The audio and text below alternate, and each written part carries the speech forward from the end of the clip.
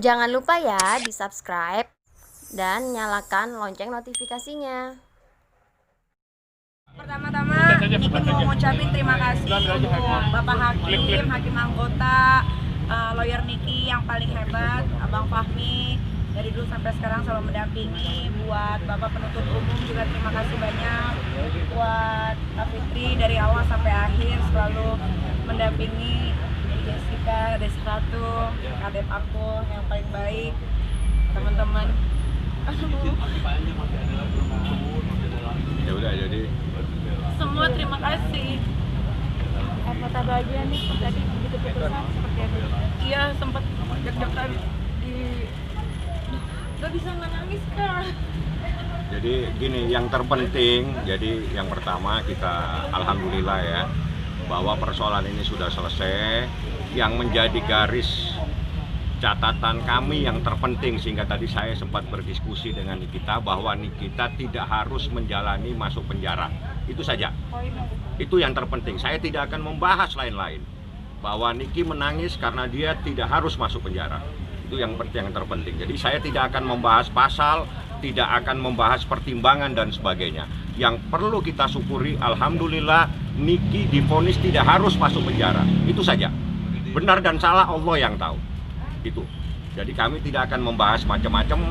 Yang perlu kita syukuri dan kita puji dan syukur kepada Allah adalah Niki tidak harus masuk penjara. Nah, itu saja yang terpenting. Kita ucapkan banyak terima kasih kepada majelis hakim yang begitu objektif, kepada saudara jaksa yang menjalankan tugasnya secara objektif, dan kepada rekan-rekan semua media yang cukup membantu dalam persoalan ini. Jadi kuncinya Niki divonis tidak harus masuk penjara. Itu saja. Oke, baik kan tadi vonisnya adalah 6 bulan dan dikurangi masa pot. Berarti tinggal berapa, sisa berapa ini? Kalau itu nanti kita hitung ya. Jadi saya nggak akan membawa kalkulator karena dalam keadaan bergembira sekarang. Artinya puji syukur dengan keobjektifan majelis hakim. Kita cukup alhamdulillah kepada jaksa yang objektif melihat persoalan ini adalah pertikaian sengketa batin yang harus dibawa ke pengadilan. Yang paling terpenting, Niki tidak harus masuk penjara. Itu saja, titik. Saya tidak akan berkomentar, tidak akan membahas pertimbangan dan sebagainya.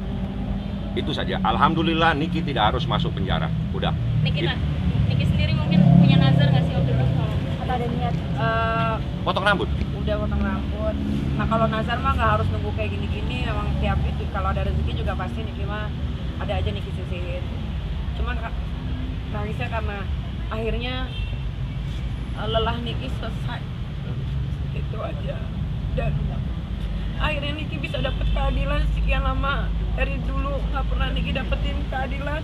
Tahun ini Niki bisa dapetin keadilan buat diri Niki sama anak-anak. Itu aja sih.